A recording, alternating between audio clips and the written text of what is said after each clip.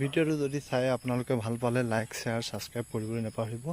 যদি আপোনালোকক গিল্ট লাগে তেতিয়াহ'লে আমাৰ লগত এভেইলেবল আছে। আপোনালোকে কমেণ্ট কৰিব, কমেণ্ট বক্সত মই ৰিপ্লাই দিম। আপোনালোকে মই নম্বৰ দিম, তাতে আপোনালোকে তাতে পাব।